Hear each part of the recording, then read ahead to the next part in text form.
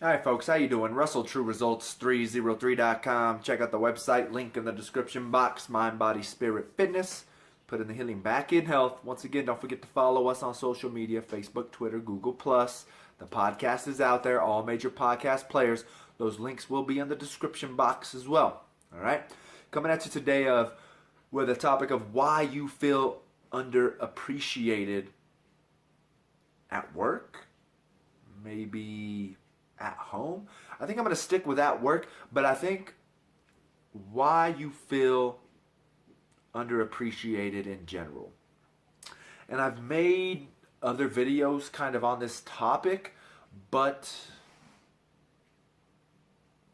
it's this. I think this way is going to hit home a little bit more. So of course there's always multiple ways to present it. So I'm gonna do it now. So at work, why? I think we all go to work, of course. Like one of my mom's favorite quotes was, we had a friend that didn't ever work, and one of my best friends at the time supported him. And, I think my buddy didn't have the guts, I would say, to tell him, I'm not going to support you anymore. So he just moved back in with his mother. It's easier to move back in with your mother at that time than have that heart to heart, And I think that's the unfortunate thing as well, of why they say a true friend's going to tell you something whether it hurts you or not. And I had to pick him up one time, and my mother goes, he was staying at some other people's house and they kicked him out, and my mother goes, you can pick him up, but he's staying here for the for the night, and that's it. And one of my favorite quotes of her was, I don't like to go to work either, but I like to eat, I like to have a car, I like to have a roof over my head, so I do it. And so, of course, we go to work because we need money to survive. That's the society that we are in right now. But I think the real reason why we feel unappreciated at work, in reality, I know they say it's because you don't get the recognition that you deserve. You don't think you're getting paid enough. And actually, when they do the research and the studies and they ask the questions, it's money is like third or fourth on the list. The main thing is, that they're not getting treated fairly at work. They don't feel like they're being treated fairly. They're not being told they're doing a good job. They're not actually being expressed the feeling of that they are of value to the company.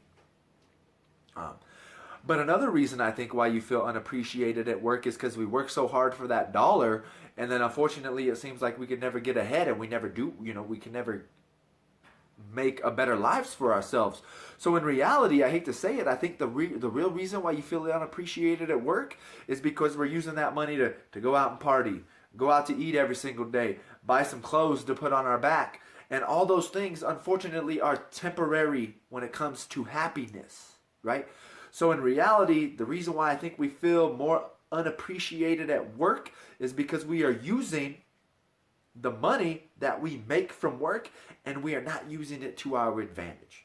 You're not using it to further your education, to possibly buy presents for people, just to use that money in an intelligent way that can truly make a difference.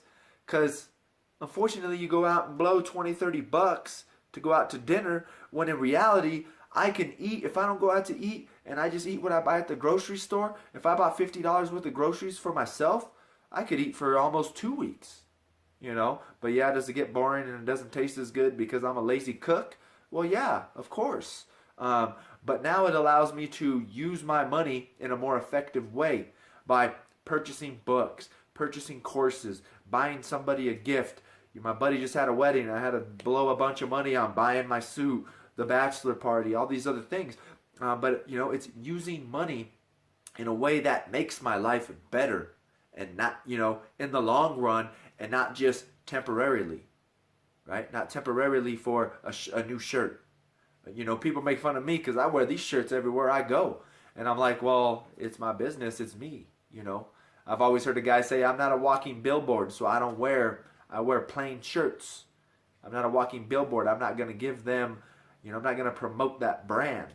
And for me, it's the same thing. That's why it's about to be winter here, so I'm about to get me some button-up True Results 303 shirts so I can wear them to church and things like that. But once again, it's how are you using your money? You feel underappreciated at work because you're making money and that money is doing nothing for you. It's not bringing value to you. You're doing the same old thing that we've always done, buy stuff for temporary happiness, and then within 2 weeks, 3 weeks, you hate everything and you're still unhappy. Use your money, that's something that's going to produce long-lasting happiness. Long-lasting happiness. And what is that for you? I don't know what that is for you. I am not you. But once again, I think the spiritual journey is always going to be a part of it. And you need to understand that when we search for love within man, a love that only God can give, or whatever you want to call it, the ultimate consciousness, whatever you want to call it, I don't care what you call it.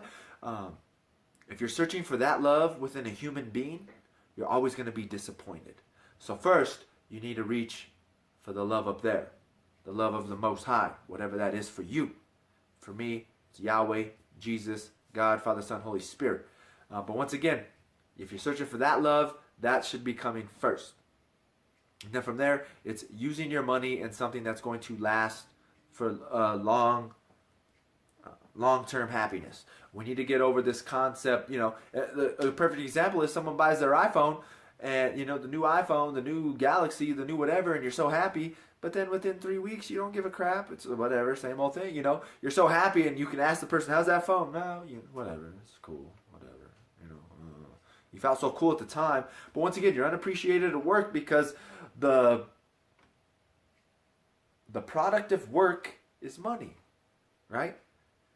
And if you're spending that money in a way that doesn't bring true lifelong happiness, then that's why you feel underappreciated at work, because you're not using the gift that you were given properly. So once again, that's just repeating itself over and over again.